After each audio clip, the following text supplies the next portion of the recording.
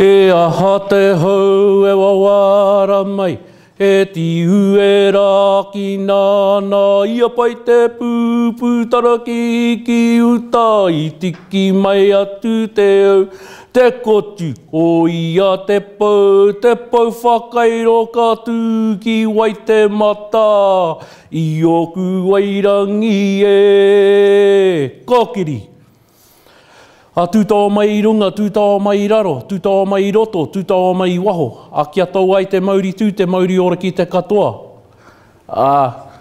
He mauri atu, mauri mai, mauri ora, tūturu whakamau ai ki a tīna, haumia e hui e, tāiki e.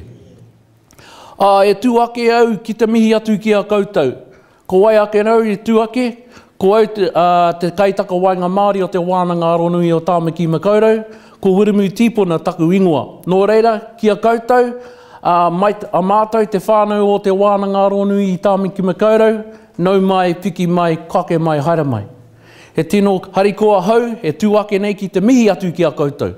He tino harikoa mātou a te whānau o te wānanga nei, AUT University, hei tuku mihi whakawhetai, hei tuku mihi whānui ki a koutou, hei tuku mihi aroha ki a koutou. Hei tuku mihi māhana ki a koutou, hei whakamāhana i a koutou wawata, i o koutou ngākau, i o koutou oranga katoa. Ngā whānau tai mai nei o ngā haue whā o te ao nei. Hari kua mātou, kua tai mai nei, hei toha i o koutou whakaaro i wainganui a tātou i roto i tēnei hui ngā atau. Nō reira, ki ngā rangatira e tai mai nei i tēnei ata, i tēnei rā, ngā mihi nui atu ki a koutou. Tēnā rau atu koutou, haere mai, hei toha kōrero i wainganui a tātou. Te whānau, kiko nei, hei tai mai ki te awhina i te tautoko tēnei kōrero, nō reira, aha koe e toru aku nei kupu, ka nui te mihi, ka nui te hariko o tōku ngākau, ka nui te mihi, kia kaha, kia toa, kia maia, kia manawa nui. Nō reira, tēnā koutou, tēnā koutou katoa. Tēnei wāhara mai i taku whānau, hei awhina mai i roto i tēnei waiata. Kia ora.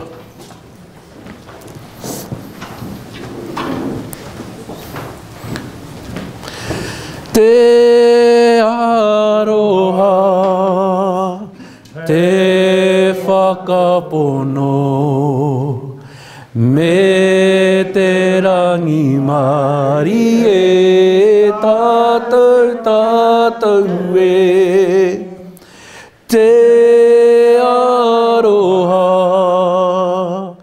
te whakapono, me te rangi mari e tātou e. The words of that waiata talk about the love, the truth and the passion that we want to welcome you in. Nō reira ngā whānau o ngā haue whā, nau mai piki mai, kake mai, hara mai, i roto i a mātou aroha, kia ora. Kia ora whā. Kia ora tātou, and warm Pacific greetings. I'm David Roby from the Pacific Media Centre, and welcome to Aotearoa and Aotearoa University for what I'm sure will be a lively and stimulating conference on political media issues confronting the Asia-Pacific region. Many of you have travelled from far and wide to be with us here these few days, and my fellow organising committee members are thrilled by seeing so many of you here, and I know more are coming from Jira and Sydney today as well. We have journalists that are from Antara News Agency of Indonesia and from the Bangkok Bureau of TV Asahi, and we have movers and shakers of the media industry and journalism educational fields from Fiji, Timor-Leste and West Papua. We have Pacific visionary Walter Fraser, who will shortly be opening our conference. We also have a contingent of 7 media educators from the Danish School of Media and Journalism and the Swedish School of Social Sciences at the University of Helsinki here with us today. Thank you. But the biggest thrill is seeing so many of the co-editors and columnists, research authors, photojournalists and cartoonists who have contributed over the years to build up Pacific Journalism Review from scratch, to come here and help celebrate our 20th birthday. Some 27 contributors have been able to make the journey. As I mentioned, some of them still to come, among the many registrations that we have. I think this is quite astounding, since this conference actually grew like Topsy. Our original idea was to have an evening event with filmmaker Max Stahl, who's with us and will be speaking on Friday evening, and he's from Timor-Leste, as our special guest. But no, the organising committee said that's not enough. We have to mark 20 years of publishing with a conference. And so here we are. However, this momentous time for us is also tinged with sadness. Two of our colleagues, including one of our keynote speakers, have had to leave suddenly due to family bereavements. In the case of investigative journalist Sasya Wreksono from the Philippines, who, among other inquiries, has been probing the scandalous Ampatuan massacre political fallout in the Philippines, suffered the loss of her sister and a couple of nights ago, and she returned to Manila. And then one of our own colleagues here at AUT, Karaya Raman, she lost her father and has had to return to Malaysia. So our condolences to both Sess and Karaya and their families. You're going to hear a lot about Pacific Journalism Review and various aspects during this conference, so my comments about the journal here are brief. As founding editor, perhaps I can be excused for being rather biased, but I do believe that PJR has quite a unique character. It is more than just a research journal.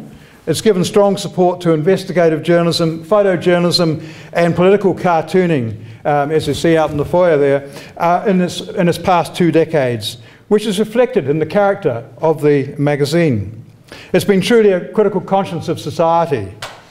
A few quick words of thanks to our organising committee, Barry, Philip, Jim, Alison and Roxana, and I'd particularly like to thank Tui O'Sullivan for special support in our preparations, and also cartoonist Malcolm Evans, who has supported the journal for a few years and donated political cartoon books in your conference bags.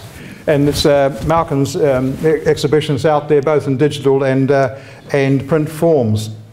And there's also an Auckland City Library display that will be here for part of the conference, and part of the events of the conference are actually going to be at Auckland Library tomorrow, and also a PJR display up in the AUT Library. But most of all, I'm indebted to Del Abcede and her niece, Venus, for their tireless efforts over the last several weeks. And now Del has stepped into the breach left by Sasya Wreksono to give us a special Ampatuan summary this morning. So Del, thanks very much. Especially, putting this together at such short notice with the Ampatuan presentation. Now, before I introduce our guest speaker to open the conference, a few housekeeping issues. The bathrooms are to my right, just along on this level, but also straight across up the steps and then round to the left. Also, in the unlikely event of fire or other emergency in this wonderful Sir Paul Reeves building, the outside assembly point is up the stairs, the same stairs as the toilets, and then it's out through the main entrance into the hospitality plaza out there. Now it's my real pleasure to introduce our guest speaker to open the conference. Walter Fraser, who was appointed AUT's head of Pacific Advancement, because there was a name change earlier this year, and he joined us from the University of Auckland. Now, AUT has the highest number of tertiary Pacific students in New Zealand, studying health, information technology and Pacific business studies. Plus, Pacific students are a key part of the largest communication studies program right here in New Zealand. Walter joined AUT from our rival across the road, the University of Auckland, where he was Director of the Centre for Pacific Studies. And at the point of actually joining us, he was the Director of Pacific Strategy and Engagement. So it's great to have Walter with us. He was previously Registrar of the University of the South Pacific in Fiji, where we first crossed paths. So I was really pleased to sneak in quick and invite Walter to open this conference before he even got to AUT. So ladies and gentlemen, please give a big hand for Walter Fraser.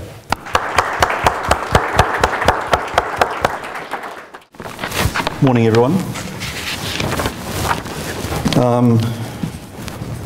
First of all, I'd like to acknowledge Professor Tony Clear, who's here in his capacity as Associate Dean Research for the Faculty of Design and Creative Industries and for the Faculty of Design and Creative Industries. But Tony, I understand you're also here representing Professor Desna Juru, who's our Acting Deputy Vice Chancellor and Dean. Adam McConaughey, who's here from the Asia-New Zealand Foundation. Adam, thank you for your generous support of this conference. Distinguished keynote speakers, members of JIRA, GENS, and PIMA, our overseas visitors, and distinguished guests. I'm delighted to be here and to see so many many familiar faces, including former colleagues and friends from my time at the University of Auckland and the University of the South Pacific.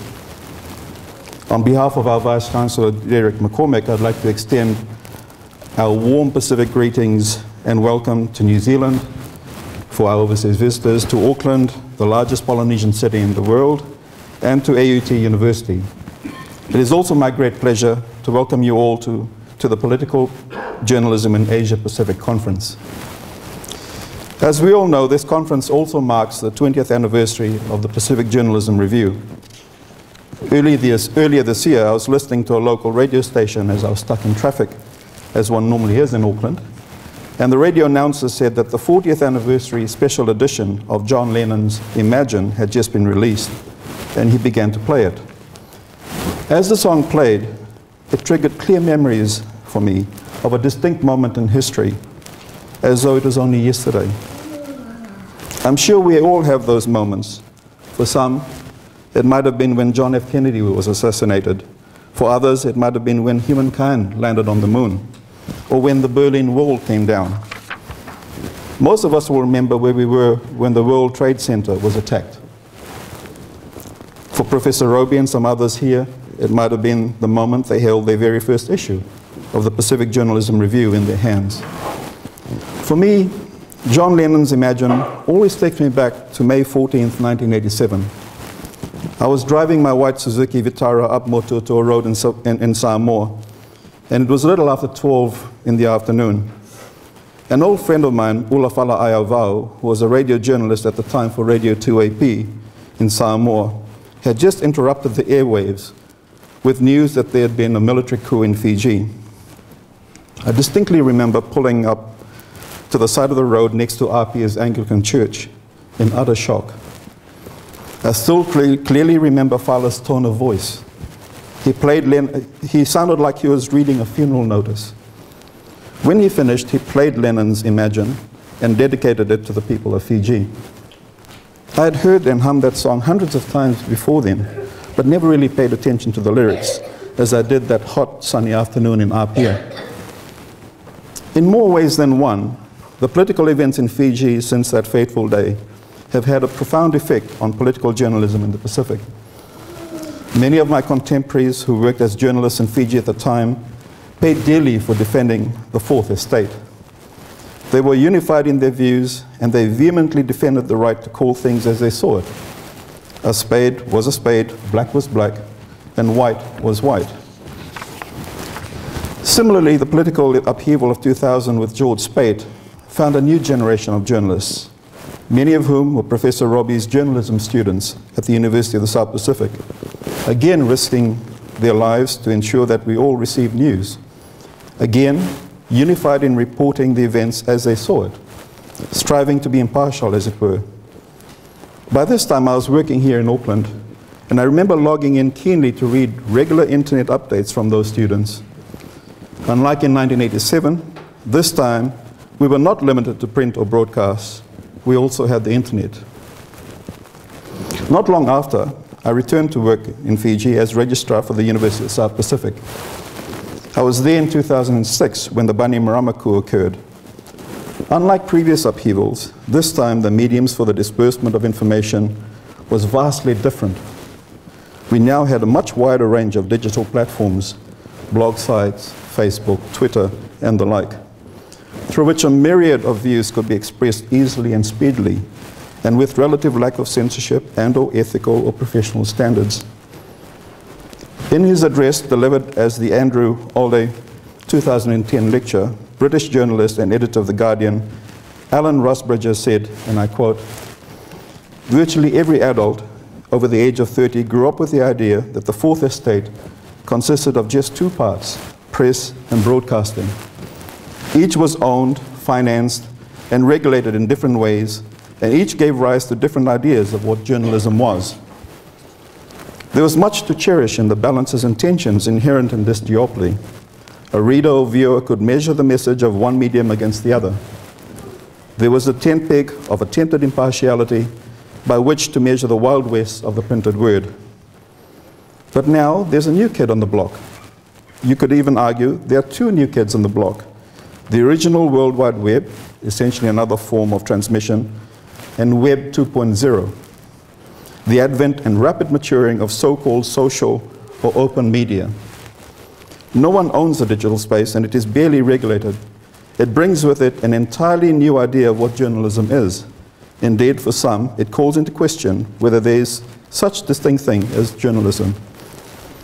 This double revolution within just over 20 years is having a dramatic effect on the accepted norms and characterizations of information. We are seeing the splintering of the Fourth Estate." And a close quote. In terms of the Pacific, in my view, this splintering has been manifested in the numerous rival regional groupings that have emerged in the recent past, and the tensions that frequently call into question their own ability to remain impartial and ethical.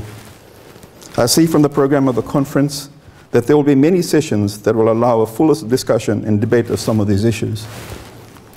This backdrop, despite the bias of my Fijian lens, resonates well with any tribute that one might pay to the Pacific Journalism Review. Over the last 20 years, the journal has successfully positioned itself as a quality publication where those committed to the development and advancement of the Pacific Island region can find a platform to debate Pacific media issues. I first met David when I went to USB, as he said, at the beginning of 2001, and attended an event to celebrate the success of the Aussie Awards at the Aussie Awards of those very same students who reported on the 2000 Fiji coup. Now I find myself at an event where we are not only paying tribute to 20 years of the Pacific Journalism Review, but we also celebrate yet more of these students winning Aussie Awards, but this time for their coverage of Fiji's democratic elections. There is a fortuitous and beautiful poetic serendipity and synergy in the timing of all of this, and the threads of issues and topics that have been interwoven throughout the program of this conference certainly reflect the rich and colorful tapestry that is the Pacific Journalism Review. I warmly congratulate those involved with the Pacific Journalism Review on your 20th anniversary, and I wish you, the conference speakers and attendees, all the very best for the productive and inspiring 3 days here at AUT. It is now my privilege and great honor to declare the Political Journalism in the Asia-Pacific Conference open. Thank you. Hi, I'm Sasya, and I'm a very recent graduate of the Bachelor of Communication Studies here at AUT. I majored in video production under television and screen production, and earlier this year each of us in the major created a short documentary for a client. My client was David, and my brief was to create a video to celebrate the 20th anniversary of the Pacific Journalism Review. Creating the short documentary came with its challenges. This was an international story. As you'll see, we did interviews with, via Skype with Lee Duffield and Wendy Bacon, who are based in Australia. Another challenge was creating a documentary, a visual medium, about a publication, something that isn't typically visual by nature. Fortunately, the Pacific Journalism Review has vibrant visual features in its history, such as political cartoons by Campion Ohasio and Malcolm Evans. This short documentary about PJR has come to mean a lot to me. Once again, I'd like to thank all those who gave up their time and resources for the doco. I'm very grateful for all your help. Thank you.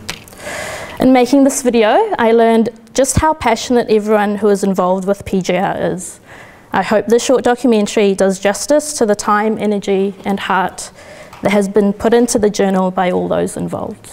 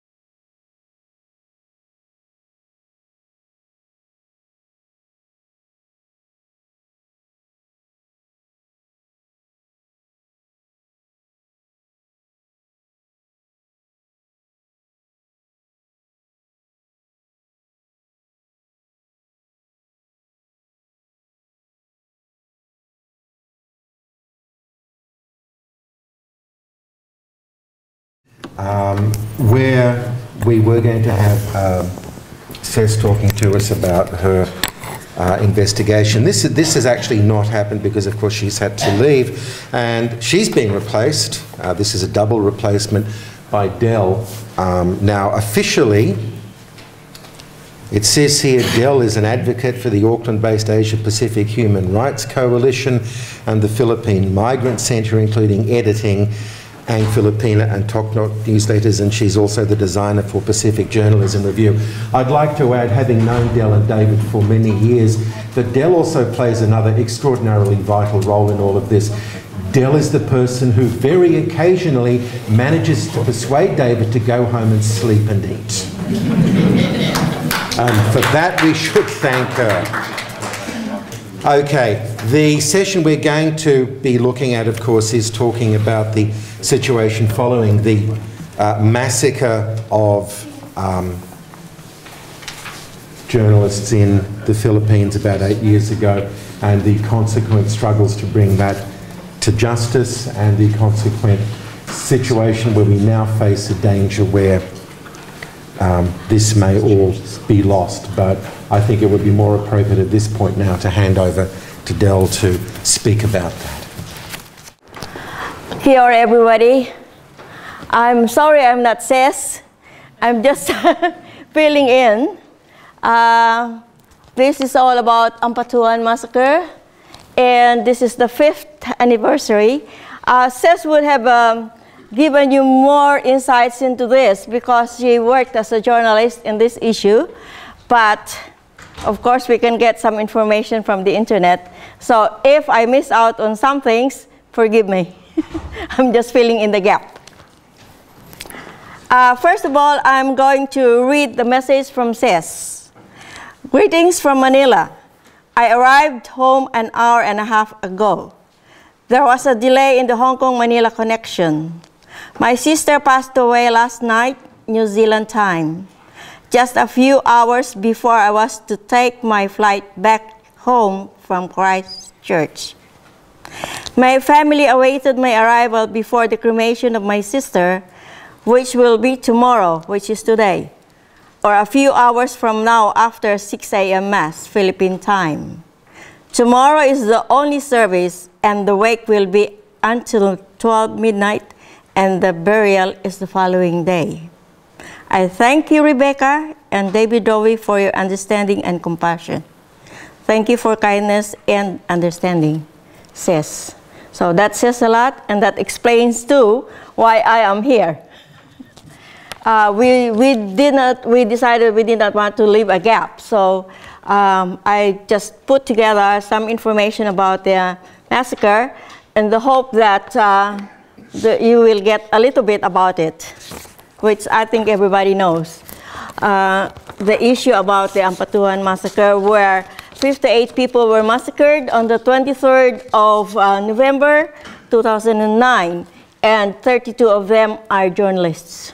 So there you are. That's why there's the interest of this issue. Where's the... So I'm sorry.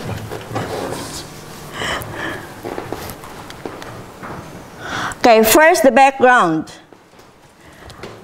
For probably an additional information. Oh, I haven't touched it yet. I got it. Yeah, okay. The Ampatuan family is a very famous or notorious family in the southern part of the Philippines, Mindanao. Mindanao, for your information, is the second biggest island in the Philippines. The biggest is Luzon. Mindanao is actually mainly Muslim. There's a big Muslim population there, but there are also Christian population. And I should compare it with West Papua, where the transmigration was heavily encouraged long before this incident happened, because earlier on this island was mostly Muslims, and because of the transmigration it created a lot of problems. Anyway, the Ampatuan family is a dynasty, and believe it or not, up until now they are very, very powerful in that area. And whoever challenges them will have the fate of the 23rd of November 2009. The godfather, Andal Sr., has been the governor since 1998, which they call the Reign of Terror. And there was an agreement, well, soft agreement, between the president of the Philippines then, Gloria Arroyo, and the Ampatuan clan, that nobody is going to challenge him in that position. Unluckily, or luckily, one who's got the courage to challenge him, Mangatutu, it's hard to pronounce, sorry, challenged him in that election, and so there was the convoy going to the COMELEC, or Commission on Elections, to register, and that's along the way that incident happened. But of course, because it happened, everything broke loose, and so the challenger won in that election. However, before that happened, there was the presidential election, and 69% of the vote in that area was given to Gloria Arroyo because of that secret deal that they will support her as long as they will, the president will also support them. So it's like scratching each other's back. Well, 1 year after, still the people were terrorized. There was no, justice at the time. And of course, with that very big incident, I think the biggest atrocities in one day of all the journalists killed there must be the biggest in the world. 32 killed in one day, or 32 journalists killed in one day. Can we play this? How did? Yeah. Thank you. Oh no, sorry, play that. Ah yes, thank you. These are the slides of photographs that will tell you what the people around the Philippines did during the first anniversary of the massacre. Some areas planted trees to commemorate the event. Some did rallies. Some gathered together. That's a big rally. That goes to show that there was an outrage everywhere. Not only in that area, but all over the Philippines. Also, that incident sent a chilling effect on all journalists because, well, apart from the fact that there was a history of killings and every year how many were killed in the line of duty or out of duty, but nobody was held into account. So, in other words, there's a culture of impunity. Right, shall we?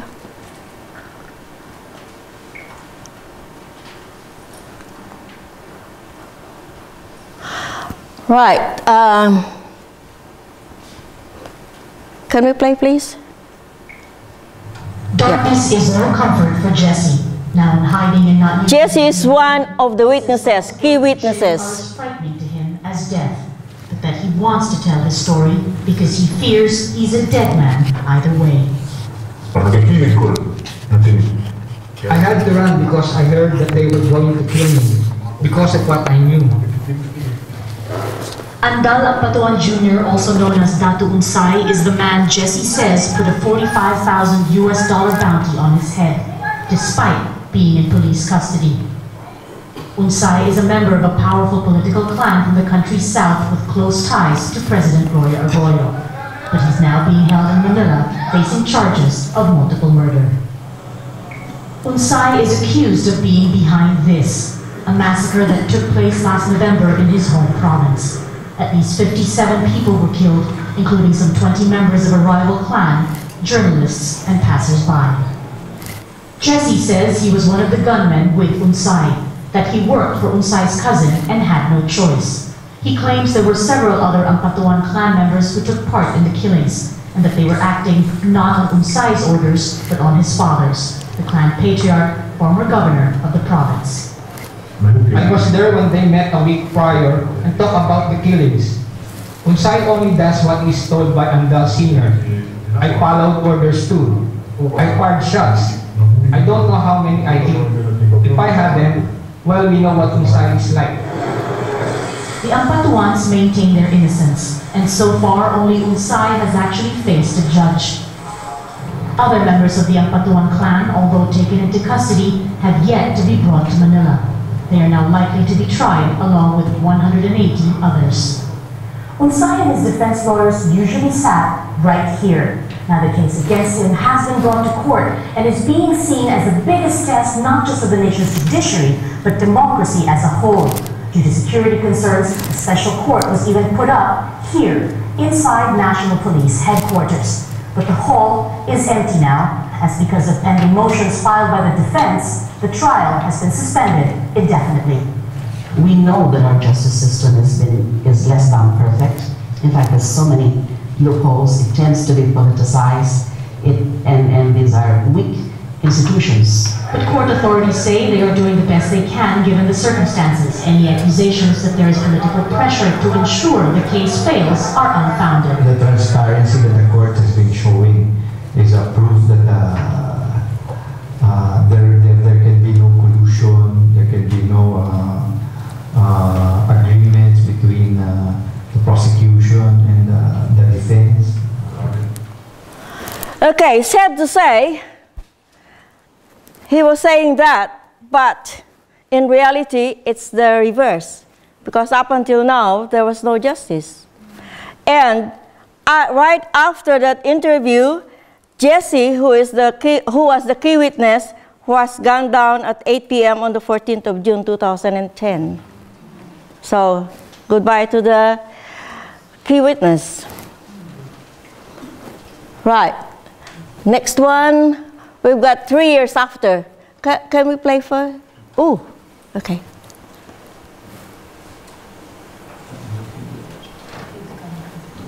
Can we play that one? It is said that the mountains of Maguindanao hold many secrets, but there were new ones it couldn't keep for long. More than 50 bodies were recovered here after being massacred on Monday in broad daylight.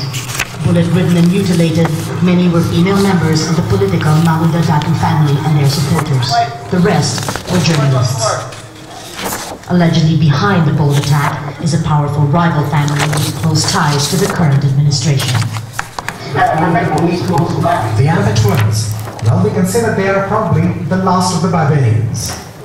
Speaking exclusively to Al Jazeera, this man claims he was working for the primary suspect, Andal Ampatuan Jr. Ampatuan Jr. denies any involvement in the killings. Dato Andal himself said, he told us that any and all of the Mangu Dato clan, even women and children, should be killed. We don't ask why, we just follow orders. Boy says he had no choice, that he was present at the massacre but couldn't participate. He didn't stop it either. He lived within Ampatuan's fiefdom, and it's just the way things are. But it's exactly that long-standing cycle of fear and violence that the grieving Ismail Maguindanao says he wants to break. His wife and over 20 other relatives died while on their way to filing his candidacy papers against Ampatuan Jr. in next year's provincial polls. I am decided to run for governor, and no one can compel me not to run for governor because I want reform. 3 days later than their Muslim tradition dictates, the Maguindanos are finally able to put their loved ones to rest, and they have vowed not to avenge the deaths. Instead, they hope their loss will mean the region's other secrets can no longer remain buried. The lawlessness, they say, that's only whispered about, the proliferation of illegal weapons, and the impunity with which crimes are committed. For many of the residents here in the Philippines' troubled south, death has become a way of life. and power is equal to the number of guns you own. They feel there's a desperate need for change, but that the only way to do that is to have a complete overhaul of the political culture. And the problem is, they don't think any of the nation's leaders are up to that challenge. My conscience can't take it. That innocent civilians were killed. It's too much. The horns of those Ampatuans should be cut off. All of them are evil. Those people are demons. They kill without mercy. In nearby morgues, bystanders file past the numerous other victims as the nation continues to reel in shock at the brazen murders. Every action the government takes now is being closely scrutinized by its opponents. Elections are coming up, and critics wonder if the administration can truly bring about justice and possibly have to turn against one of their own or find a way to whitewash what's being called an unprecedented national nightmare. Mark Ortigas, Al Jazeera, Maguindanao, Southern Philippines. There are two things that I want to emphasize here.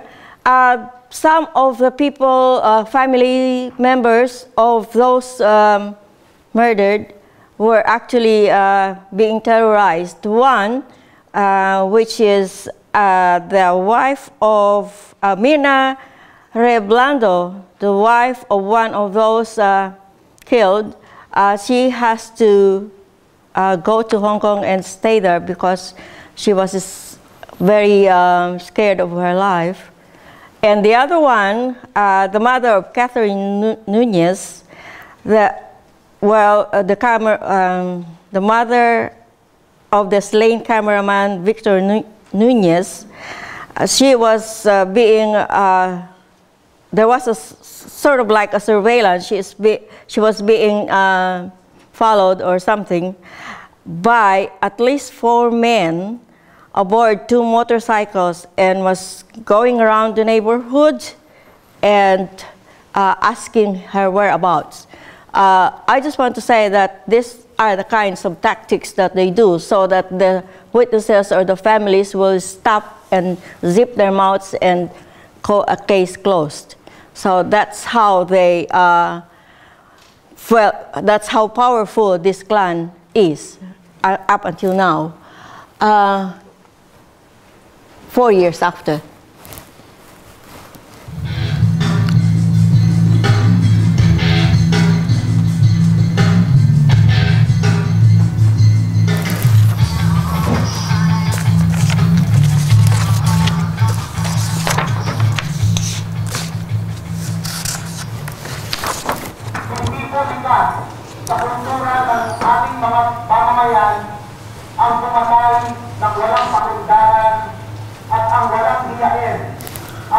It's just saying how, well, disgusted probably is very soft to say, but people, especially the families, are in a way really feeling so angry and hopeless for no justice even after 4 years.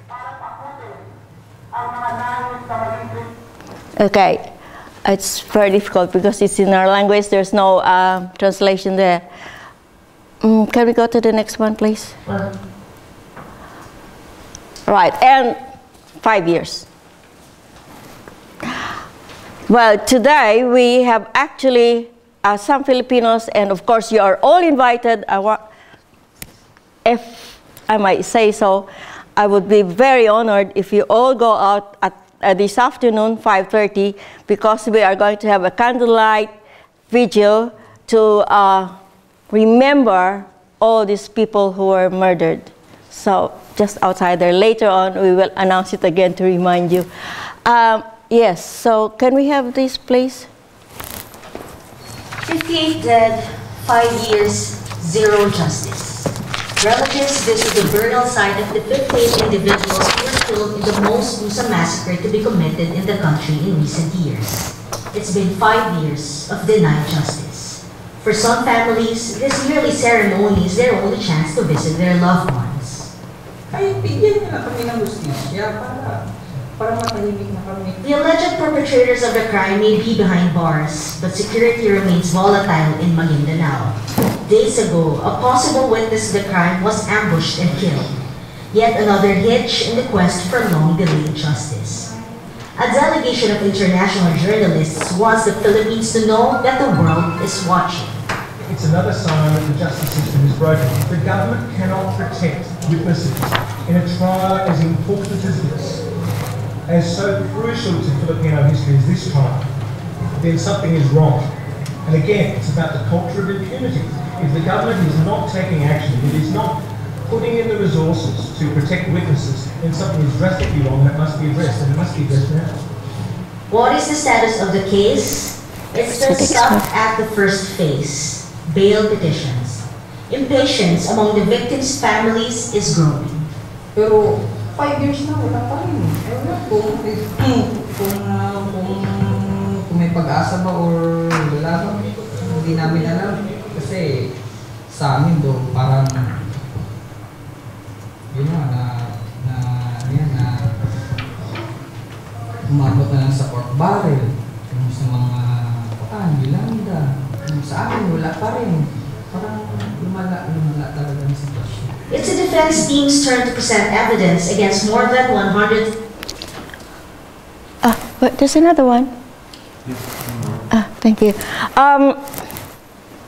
I just want to show this is the 5th year, or this year is the 5th year, and as you can see, the families are frustrated. There's no justice. So, what can you say?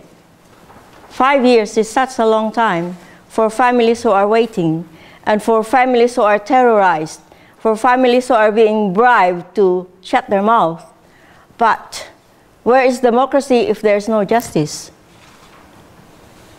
Well, it's been 5 years since a political massacre in the Philippines left 58 people dead. They were killed in broad daylight in the southern city of Maguindanao. But no one has yet to be convicted. Channel News Asia's ILO with this report. 5 years ago today, 58 people, including 32 journalists, were murdered in the southern Philippine island of Mindanao. It was the country's worst case of election-related violence, and the number of journalists who were executed still skews surveys that indicate the deadliest places in the world for reporters to operate. And still today, no one has been convicted. Okay. Now, I just want to end by reading something here from an editor in one of the newspapers. Where such attacks on messengers are mounting, what can be said of life in general? Despite their fluctuating standing in society, journalists, as journalists everywhere like to say, are canaries in the mines. Journalists are like frogs in the pond. You need not love them. Absence of noise should upset us. A silent night should make us wonder what's in store tomorrow. Just as a silent town should make us wonder what has caused all the doors to be closed, all the windows to be shuttered, all the streets to be empty. All over the world, many journalists have paid their lives to deliver and be the news people need to run, to fight, or at least give a damn. To ignore their lament is to risk being slowly boiled alive. People are killed for various reasons. No matter how those numbers are broken down, there's only one statistic that matters.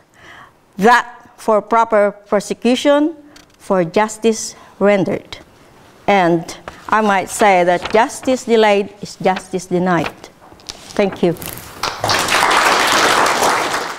Our next session is our plenary looking at snapshots of Asia-Pacific media freedom. Now, our participants in this morning are Ricardo Morris and Barbara Dreaver, and we'll be looking at a number of issues affecting the region.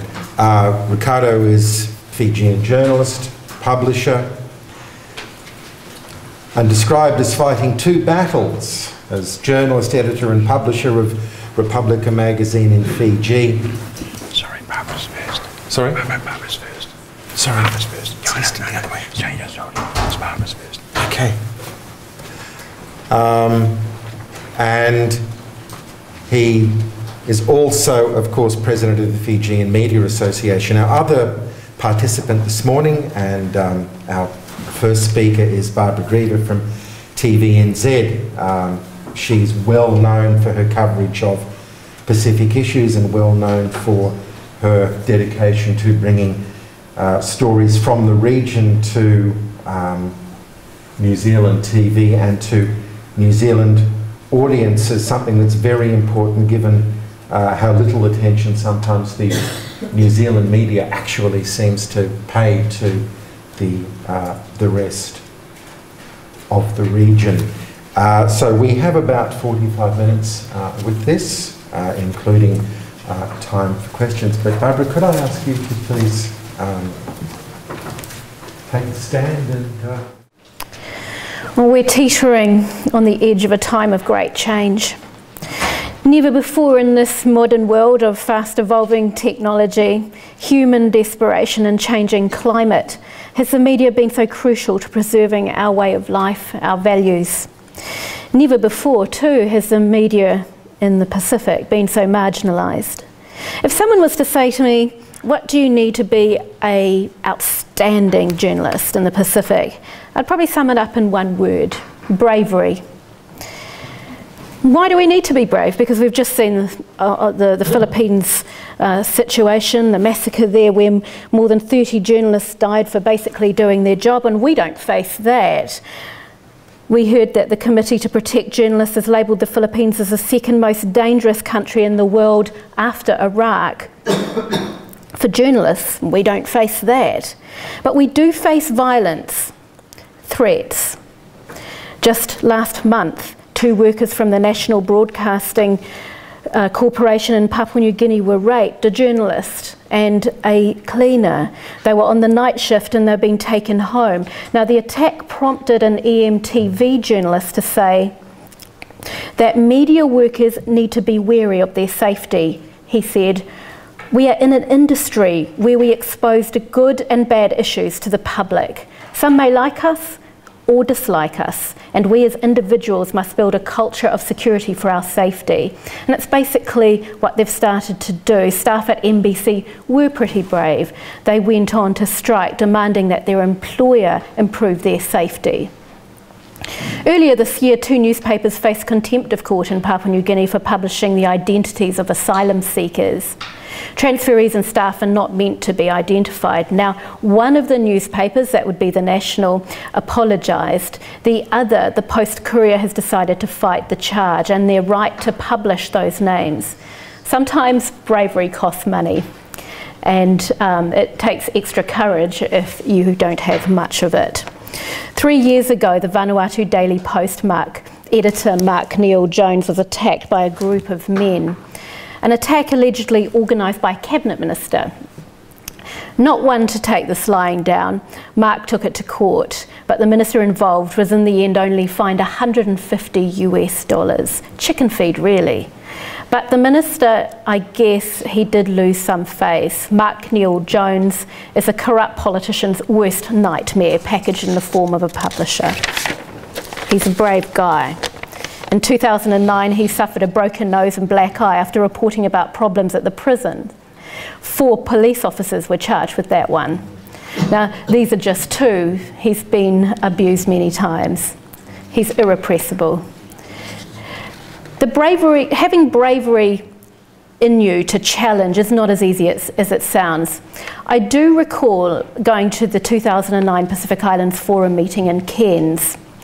A prominent Samoan journalist, who will remain nameless, loudly berated a couple of very good Fijian journalists, saying that they should stand up to the military, openly criticise and confront the interim government, stand up to them, and ignore any media decrees that come out. Great advice, especially when given from the security of another country. There have been many acts of bravery from my friends in Fiji. Most of them, though, aren't working as journalists anymore. There have been times when we've felt frustrated with helplessness here in New Zealand, like when Fiji TV journo did a couple of nights at a jail cell after he had the audacity to send TVNZ footage without it being approved by the administration. I'm not going to talk very much about Fiji, though, because we're lucky enough to have Ricardo here, who definitely knows a lot more about it than I do. But I would say that I hope the tide is starting to turn after the election. However, with the Media Industry Development Decree concreted in place and the Fiji Media Industry Development Authority yapping from the sidelines, I'd say the tide is enjoying itself far too much to consider itself turning at this stage. And yes, it will come as a surprise to you all, but I am still banned. The problem with Fiji is that there are a good half dozen Pacific Island governments who secretly long for its draconian media laws. While most of us might fantasise about chocolate, a tropical holiday, George Clooney, some Pacific Islands Prime Ministers lie in bed at night thinking about water torture, barbed wire and all the journalists they'd like to see behind it. There are many who wish they'd beaten Bainimarama's gallop to China to pick up helpful ideas on controlling the media. They have watched enviously as Fiji systematically put measures in place, all the while blithely ignoring international protests. Fiji's biggest Pacific critic, Samoa, has publicly slammed Fiji's media stance, with Prime Minister Tuila Epa Sailele Malialingaoi saying that Fiji should strengthen the media and give them freedom to do their work and not try to strangle them to death. Good words. Ironic, then, that Tuila Epa is in the process of introducing a Media Council bill, which will be seen as a tool to weaken media. One part of it that rings particular alarm bells for me is that the bill must be applied, implemented and enforced in a manner which fully respects Samoan tradition, culture and community values. It's funny how challenging a politician can suddenly become not traditional. It's not only Samoa that trots out that line either. If only I'd been given $1 when I lived in the Cook Islands working as a journo, that it wasn't cultural for me to write about issues that they didn't want me to write about. I generally try to be respectful, but when there are questions that need answering, it's my job to get them. The Media Council Bill is a huge threat to Samoa's media, and it's been welcomed with open arms by its parliament. This is what one outraged MP had to say about it. They're enjoying a freedom where they're free to report on anything they like. But the situation with media freedom here is naked, so I applaud the Prime Minister for the clothes prepared for the freedom. To add to the circus, the Prime Minister came up with an incredible claim to justify the bill, saying that media outlets were using money to collect information. And like the Murdoch News of the World scandal, illegal and corrupt means were being used to collect information. Now, sometimes in Samoa it's hard enough to get a dial tone, so I'd humbly suggest that phone hacking isn't on the agenda. But the biggest problem that many journalists in the Pacific, including Samoa, face is themselves, so ingrained as custom, religion, village politics, and ainga, family. It can weigh heavy, especially on young journalists in particular. When I did training in Samoa, quite often a journalist would back away from a story because of family ties. Maybe an uncle is a pastor in the church that needs investigating, or as one journalist said to me, "Can't do that, I'll get stoned." He's probably right. Fear of what could happen and the shame that is heaped on the reporter's family is often enough to stop a story from being written. Amongst that, though, there are many excellent journalists doing the work. The Samoa Observer, which has, to be fair, defamed many people, including myself in the past, is a brave newspaper. Its editor, Mata Awhakene Lesa, has been publicly outspoken, saying that media should be watchdogs of the government, not lapdogs, calling media freedom there at the moment an insidious dictatorship.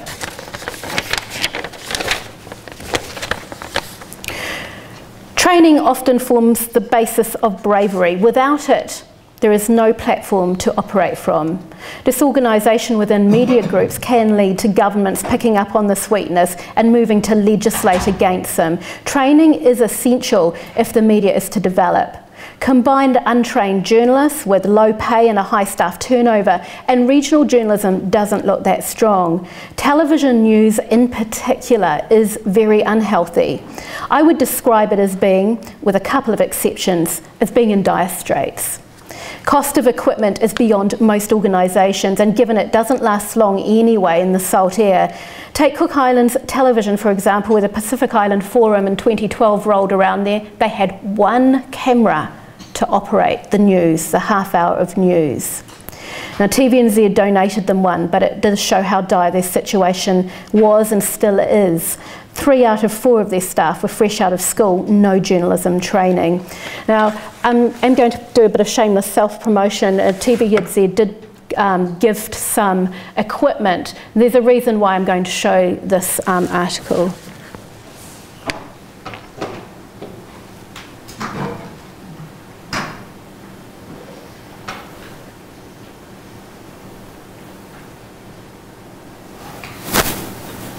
TV stations in the Pacific struggle to make ends meet.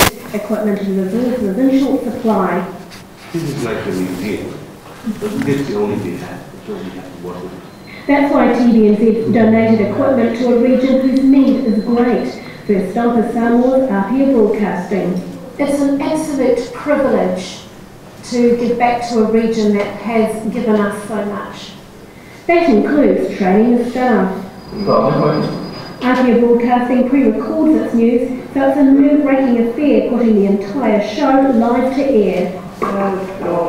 In the field there's some last-minute tips. Yeah, okay, good luck. But then it's all action. Well, Apia Broadcasting is about to do their very first live, but there is fading light, and so they're having to make the most of what little resources they have. The live crew watch on anxiously, but Samoa's first live news is a huge success. I tell you, tonight was really, really good. We might just be up there with TVNZ. The celebration is well earned.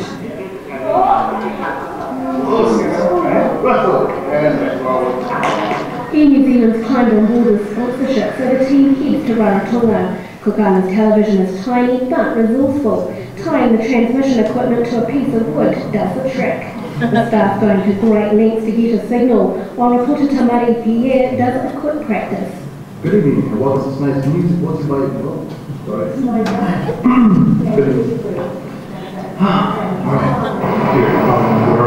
The live cross is flawless, and Rarotonga is warned about a possible cyclone. Another success notched up. In Tonga, there's banks all round. You guys helped us when we've been here, with equipment and with footage.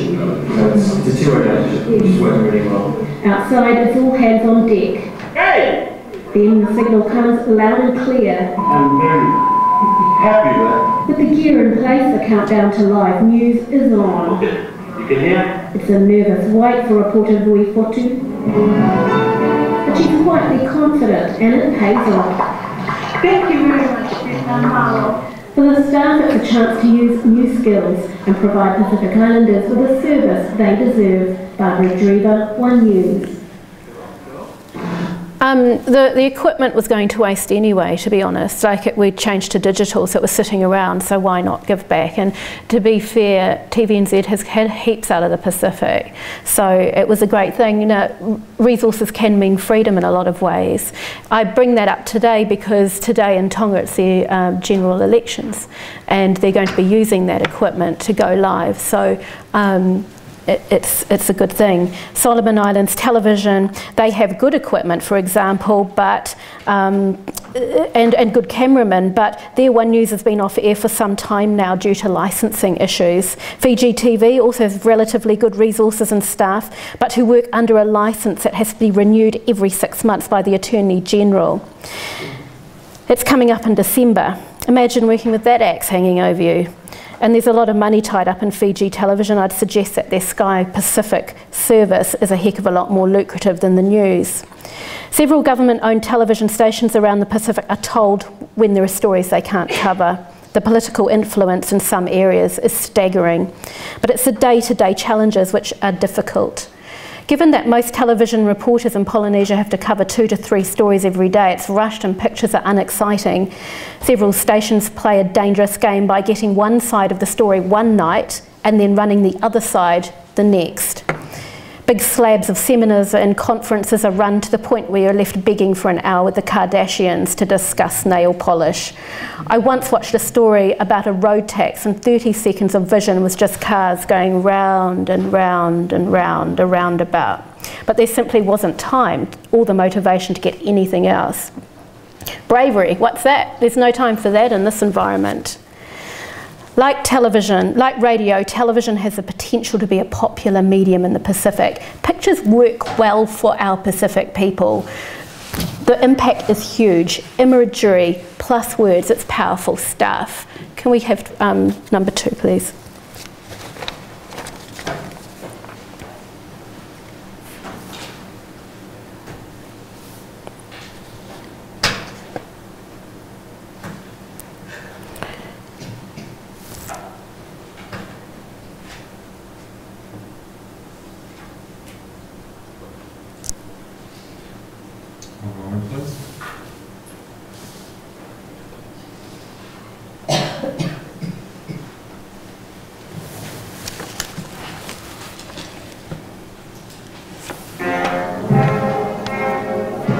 Carried by his people, King George V made his final journey up a road he'd travelled so many times. For some, the grief was hard to bear as they escorted their king to the last time. You know, he gave us a free life.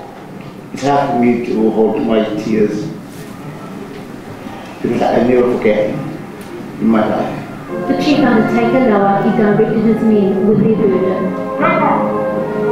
Their role is one weighted in tradition. 1,000 men have been picked to carry the king's coffin. It is such heavy and dangerous work they have to rotate 150 at a time.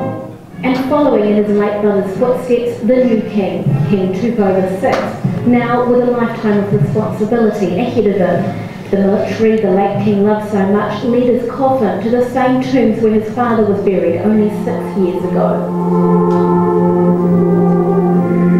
In front of international dignitaries and thousands of people, the 2-hour ceremony was one driven by Christianity.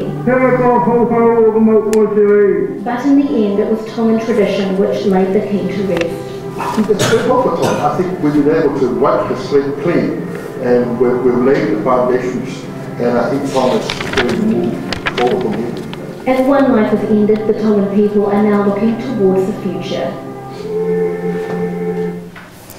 Something like that takes a lot of resources, and it's something that most Pacific stations don't have, and that's why it was really good to partner up with Tonga Broadcasting and give them the use of our satellite dish and a whole lot of other stuff. It's something like that needs to be covered well. While radio and print, I think, are in a far healthier position, television is not. And it needs to be as we face the challenges and times ahead. I think climate change is the big one, and I'm not talking about waters swamping the land. I'm talking about disasters. We're seeing more intense weather patterns around the world, and the Pacific is no exception. And when you combine cyclones with low-lying islands, you get a combination of human tragedy with financial disaster. Of course, there's no problems with getting disasters in or on the news. Disasters are like fireworks in the sky to news executives. They're easily attainable, it goes off with a huge visual impact, and it's easily understood. But try selling the reason why our climate is changing, why our environment is under threat. Take the United Nations Small Island Developing States Conference in Samoa in September. It's the biggest event of its kind that the Pacific has ever seen, addressing the biggest threat to the Pacific we've ever seen and the largest number of experts in one place that we've ever seen. So which media organisation committed resources to cover it? Well, TVNZ did, Radio New Zealand did, and Al Jazeera did. That's it.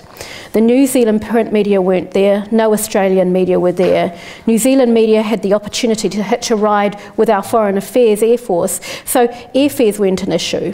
Frightening, don't you think?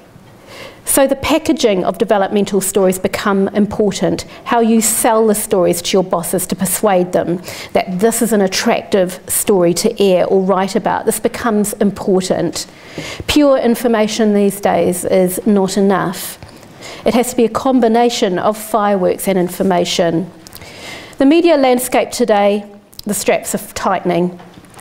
We've seen massive budget cuts with the ABC. Their New Zealand office, based with TVNZ, is about to close, and it's their New Zealand office which covers the Pacific.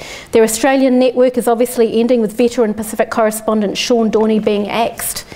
Radio Australia, which covers the Pacific, has been severely impacted. Many of their journalists laid off. We've seen the outsourcing of Tangata Pacifica and Māori programs from Television New Zealand, resulting in close to 30 people getting laid off. We will still air Tangata Pacifica, but it won't be made on-site anymore. New Zealand news media is under pressure. Unless you're covering entertainment, of course, it's easier to get a story about twerking on air than it is about soaring rates of child poverty in the Pacific. We're all scrabbling for the same dollar, newspaper space, airtime. I don't mind fighting for it, but I can tell you it's getting harder. Stories that cost money and resources are the first to go, and that's a commercial reality. But there is hope. We have to be clever about it, upskill, change with the times, and being brave in these times is particularly important. I'm going to end on this. If I were to leave tomorrow and someone was to say to me, what's your favourite story, the story that means the most to you? There's been so many. I've done stories that have resulted in prison time for people, changed legislation, saved lives and given family homes. They all mean something special. But the one that has always stuck in my mind the most is this one, and it's the last one, number 5.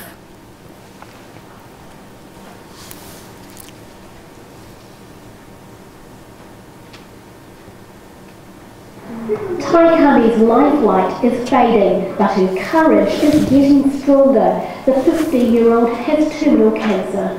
Sometimes I say, Mom, I'm sorry, I'm such a burden. But my mom always reminds me that I'm not the burden, I'm a blessing. They always tell me that they get their strength from God and just seeing me alive. The Tongan people have taken her to their hearts, fundraising hundreds of thousands of dollars to keep her alive. She has no nobility, but today this princess got a visit from a king. And I hope I can say the right words in front of him. In fact, she sang those words in a song she'd composed herself.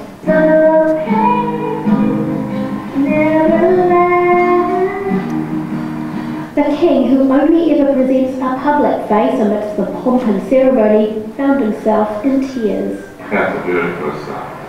We normally do it for people. We give them a net. I thought you were. He made love to a visit to a commoner household, an event virtually unheard of in Tonga. He's on my way now. He'd bypassed anyway. But it was the king's gift of a computer which overwhelmed her. The internet connection here is also on 24/7. It means she'll be able to update her internet diary for her supporters. As the king took his leave, it was with the knowledge Taikami has a bigger journey to prepare for. She just turned around and said, Dad, I want to go to heaven. And I didn't have anything to say after that. I thought, well, no one might ask you to stay. If anyone gets to heaven, Taikami will. So Tai died a week after that.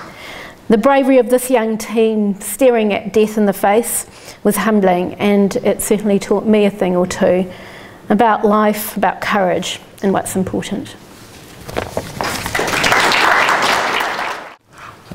Good morning, everyone, and I'm really privileged to be here, and I thank Dr. Robbie and the organizers for inviting me. And I'm here with the 2 other colleagues from Fiji, Shalandra Singh and Eliki, and I just told Barbara that's a pretty hard act to follow, but I will try my best. I'll be speaking today in my capacity as the president of the Fijian Media Association. We've just established ourselves in June, so we're quite new, and it took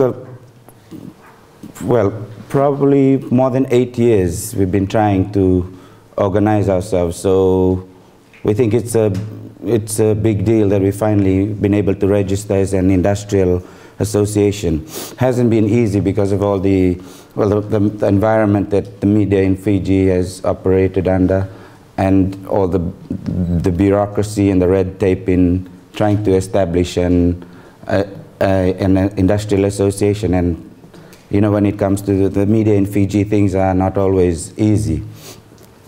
And up until, I think it was up until early this year, I was also coordinator for a few months of the Pacific Freedom Forum.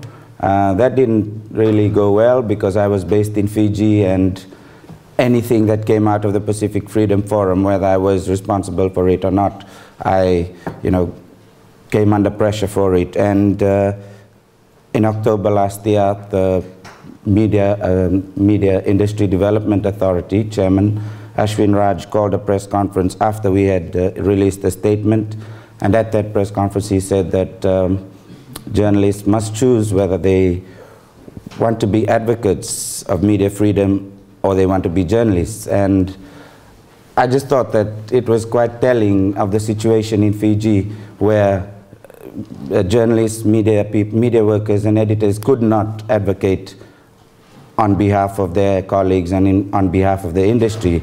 And I asked him about it to clarify, and he was, in a roundabout way, he didn't really address the issue, but after that I came under indirect pressure, and the pressure continued to a point where I was ineffective. I couldn't do much. Even though I was coordinator and not responsible for drafting statements, I was only responsible for coordinating its release. The Pacific Freedom Forum kept coming under pressure, so I thought it was best that I step back, because it was very difficult to work under those conditions. And then the implication for me, left unsaid, was that I could either run media business in Fiji, or I could be a media advocate. I couldn't do both. So that was before the election. Things are starting to change now, but as Barbara Dreaver said, that although the tide is turning, it's not fast enough. Across the Pacific, not just Fiji, but across the Pacific, there has been issues. In the past year has been one which, for me, has been quite challenging. I mean, if you look across the region, Barbara has covered quite a few of those issues, but even in Australia, you have the national security law that last month that was put in place, and that commentators think would have an effect on how journalists report national security. Here in New Zealand, you have the controversy over the Dirty Politics book by Nikki Hager, and the security questions surrounding that, and also in the media. In West Papua, you've had the arrest of 2 French journalists and their local colleagues. Earlier this year in Kiribati, you had the suspension of a journalist in the state broadcaster who gave an opposition MP accused of the misuse of travel funds from 12 years ago a right of reply. And because he gave that MP a right of reply, he was suspended from work. And that was an issue that the Pacific Freedom Forum raised. Nauru, in January this year, increased visa fees for journalists by 3,900%, from $200 to $8,000. And this undoubtedly is to discourage journalists from traveling to Nauru to visit the Australia's asylum seeker centers there. Papua New Guinea, Barbara has touched on the rape of women journalists who were going home from their shift at the National Broadcasting Corporation. And before that, there was an attack on a camera crew from EMTV who were reporting, who were looking into a report that police had used knives to jab and poke young male youths involved in the land dispute. And then that leaves Fiji, which I could probably spend the whole day. You could probably organize an entire conference on Fiji alone, but we'll try to limit my remarks to a few of the main points. And this year for Fiji has been a challenging year, but also one that has brought hope. I mean, in September we had elections, and it was the media authority was proud of the fact that about 500 media workers and journalists from Fiji and around the world were registered to cover the election, and they released that in a statement. So on the face of it, the reporting of the election was, was quite well covered and well handled, but as some of you may know, there were issues with the reporting by Radio New Zealand International and also by Al Jazeera, that the chairman of the Media Industry Development Authority, Ashwin Raj, brought up at the UN Human Rights Council in Geneva just recently. And during the review, that was during the review of Fiji's human rights record, he brought it up as an issue in which he said that he used it as an example for why, you know, the media needed regulating, and then he used that as an example of overseas media who are constantly, he said, constantly misinterpreting Fiji's situation. But I think he's now backtracked, because he used, you know, he claimed that their reporting, Radio New Zealand, Al Jazeera reporting, was racist, and using such a label is, you know, it's not, you shouldn't be doing that lightly. And I think he's now stepped back from those statements to clarify, especially in relation to the Renzi report, that it wasn't racist per se. It was something inserted here in the newsroom. It wasn't the responsibility of the journalists on the ground during the election. And for Fiji and for Fiji journalists, the media authority has overshadowed everything we've done. I mean, if you, there has been some comparisons that Singapore has similar laws, and Australia, and the media authority is always keen to point out these links. But in our case, we also have penalties, financial penalties in form of fines, and also prison terms. Thankfully, none of the media organizations in Fiji or journalists have been sanctioned under these rules. But I'll just give you an example of what we face every day. The threat hangs over you. So it's the fear of ending up on the wrong side of the media authority is very real. And so with a lot of journalists who've never experienced what it's like to work under free conditions, just looking at the decree is enough to put them off. Content regulation penalties, for violations of content regulation laws, individual journalists face up to a $25,000 fine and/or 2 years imprisonment. And for their employers, the organization, the media organization responsible, there's a potential fine of up to $100,000 for breaching content regulation laws. Then there's also enforcement of media standards for breaching.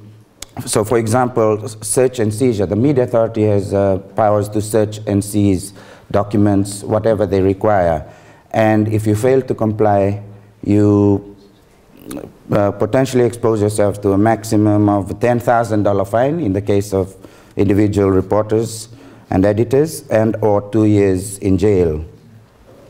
If the media authority finds you provided them with misleading information, you could also be fined up to $10,000 and also 2 years imprisonment. There's also media organizations, whatever media organization you are, even individual freelance journalists are now being told that you must register, and failure to register could also mean a fine of up to $10,000 and/or imprisonment of up to 2 years. And because of the conditions that we operate under, a lot of journalists, many of them are quite young.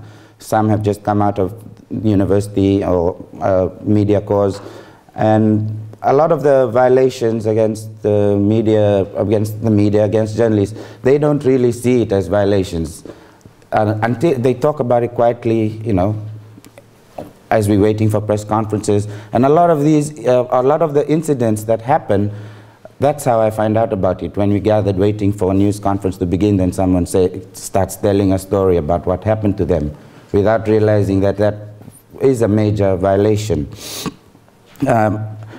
This year alone, the beginning, the Pacific Islands Development Forum, which is a brainchild of Vorenga Bainimarama, our Prime Minister, had a big meeting in June this year, and Samisoni Pareti, who's the editor of Island's Business, was banned from getting accreditation.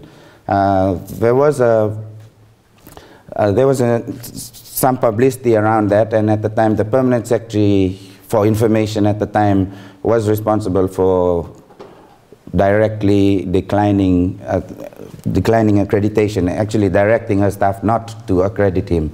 And that came out, and that's one of the issues, and because it was Samisoni Pareti, it got a lot of coverage, but there are many other incidents, some minor, some significant.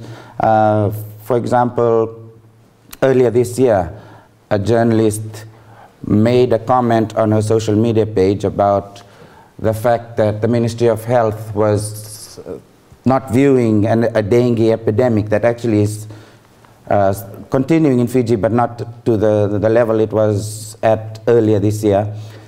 And she made a comment on social media, and then the directive came from the Attorney General that she should be fired. But Fiji Times, doing the best they could, didn't fire her, but transferred her to advertorials, advertising features, which is like the graveyard for any journalist. So yeah, she one day, just out of the blue, started talking about this, and I had no idea that it was done very quietly, because Fiji Times had already had several threats hanging over them. They've had fines for contempt of court. So they quietly moved her to advertorials, and she was telling me about how demoralized she felt, and that was the best they could do. Her employers couldn't really stand up for her because of the conditions that we work under. So I hope that gives you a snapshot there. I see the 2-minute sign coming up, but yeah, I could go on and on all day, but I hope that gives you some idea of the kinds of conditions that we work under. Thank you very much.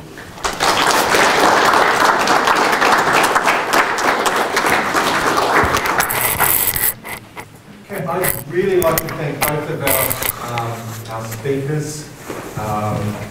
I have to say that, like some other people in the room, I'm an ex-USP journalism lecturer.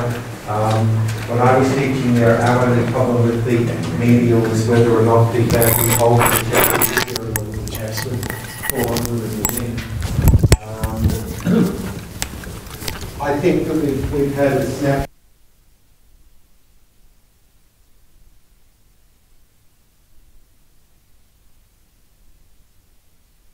Questions from the floor from our attendees today for our speakers for the next couple of minutes.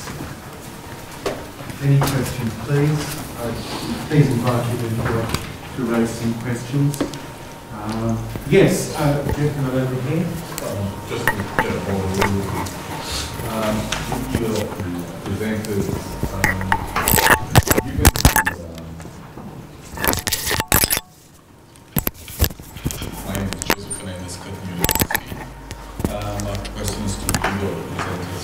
comfortable with trying to respond.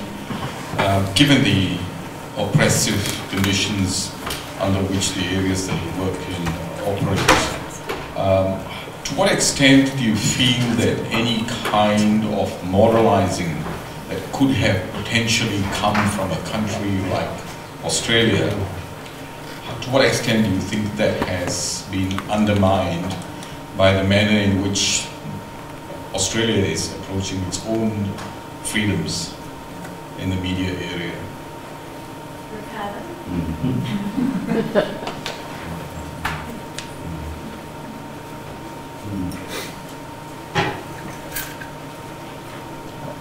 Well, it's no secret that Bainimarama has always, our Prime Minister has always pointed out the contradictions that Australia and New Zealand, and he's always used that to say, well, you're talking about the perceived problems that we have in Fiji, but he said you should look in your own backyard. And he's also quite a few times also mentioned the treatment of the indigenous Australians, and their own, the Australians' own problems in their own country. So it has had no.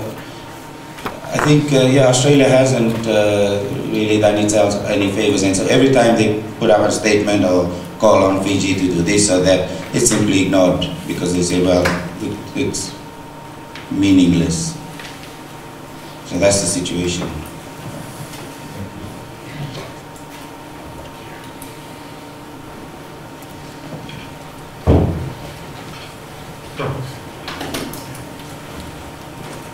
Chris Nash from Monash University in Melbourne.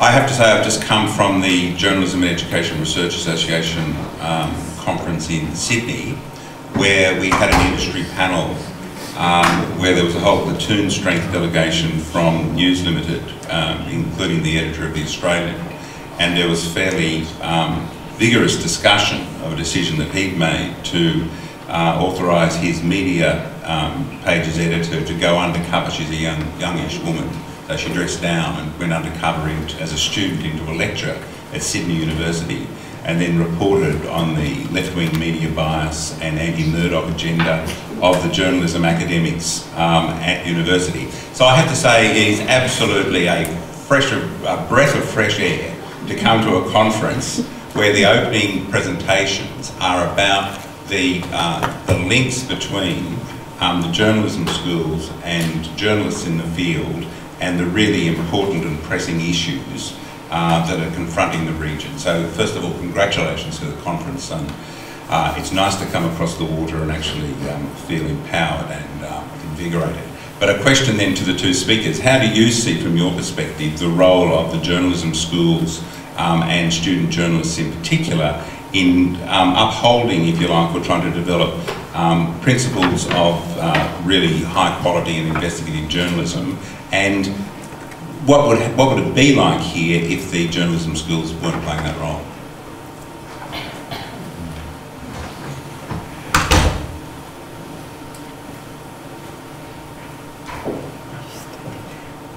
Dire, that's what it would be like. We rely on journalists coming out and with the ability to bring stories to the table, not sit there with their hands held out, which is often the case in the media at the moment, waiting for a story to be delivered, an event-driven story as opposed to an issue-driven story. I think what we find with AUT students and some of the other students that are coming out, that they are more prepared to get into issue-driven stories. And you can see why when you see the types of work that's being done here at AUT. We rely on that. We want them to hit the ground running. We need them to be brave. We need them to challenge, and we need them not to be afraid of Pacific stories. We have a problem in New Zealand and in Australia of a lack of Pacific stories in mainstream media. This is one way of changing that.